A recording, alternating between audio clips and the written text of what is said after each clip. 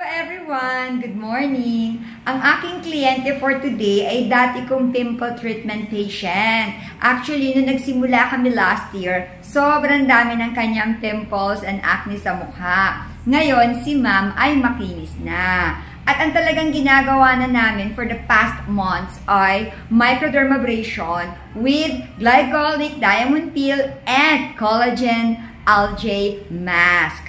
So, ano ba ang ginagawa ng collagen algae mask sa mukha? Aside sa ito nakaka-moisturize, nakakapagpakinis, yes, nakakaputi din siya at nakakabanat ng skin. Ang kagandahan sa procedure na ito, ang ginagawa ko muna kay ma'am ay diamond peeling. Then after ng diamond peeling, glycolic acid peel. So, since nag-diamond na tayo, then nag-glycolic pa tayo, handang-handa na yung skin sa kahit na anong pampaganda na serum or gel na ilalagay natin sa mukha ni ma'am. At yun nga, ang sabi ko nga kanina, ang lagi namin inilalagay ay collagen algae mask. So, eto na ngayon yung skin niya. It's a gel actually para mas madaling ma-absorb ng skin. Papakita ko sa inyo in close-up ha. Medyo makintab ito. Eto na. Ayan, in-adjust ko lang itong ating ilaw. So, eto na. Ayan. So, eto yung noon ni ma'am. O, di ba meron pang buo-buo dito. Ganunin natin siya. Ayan, buo-buo pa yon. Naiwan ko siya. Kasi nilagyan ko kanina hanggang leeg.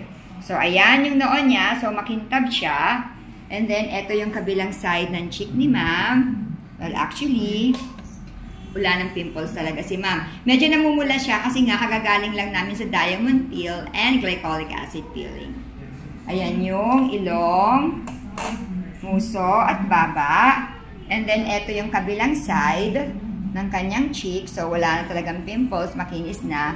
Ayan. So, itong collagen algae mask, nilagay natin yan hanggang leeg. Kasi nga, sobrang dami ng collagen algae mask na sobra-sobra siya, kaya pwedeng lagyan hanggang leeg.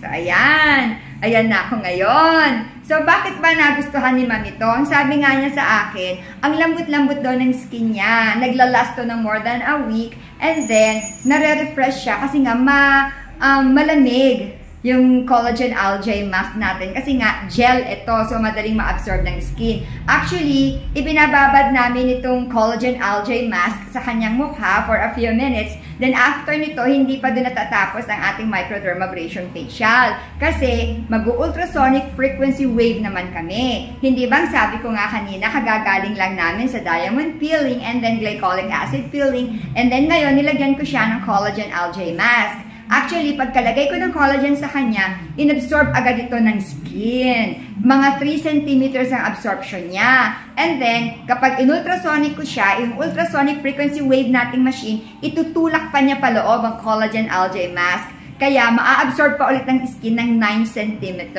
So, ibig sabihin, 9, 10, 11, 12 cm agad ang absorption nito paloob ng skin. Kaya nga, ba't napakaganda talaga ito para sa ating mga balat. At alam niyo ba kung magkano lang ito?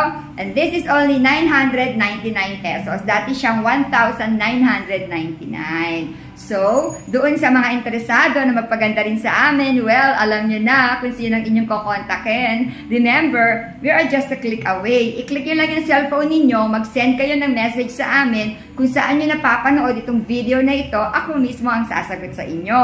Or, you can text or call us at 0925-853-4636. Ang location po namin ay Novaliches Bayan, Quezon City. Oo nga pala, hindi lang mga collagen algae mask na microdermabrasion facials ang aming ini-offer dito. Meron din kami mga specialty treatments like pecas or melasma treatment, pimple and acne treatment, gluta IV, basta the works. Lahat ng mga para sa skin, para sa mukha, para sa katawan. Meron din kami 7D HIFU, and then diode laser, pampaalis ng buhok sa kilikili, and then meron din tayong cold radio frequency. Ito naman yung pampapayat, pang-contour, yung mga Barbie doll arms, yung mga yan. Meron din po kami dito. Kontakin nyo lamang po kami. O ano paano, magbababay na kami ha, kasi mag-ultrasonic na kami ni ma'am. O ma'am, magbabay na po tayo sa kanila. Alam na ni ma'am, talagang kamay lang ang nakikita. Ayan, babay na kami. Bye!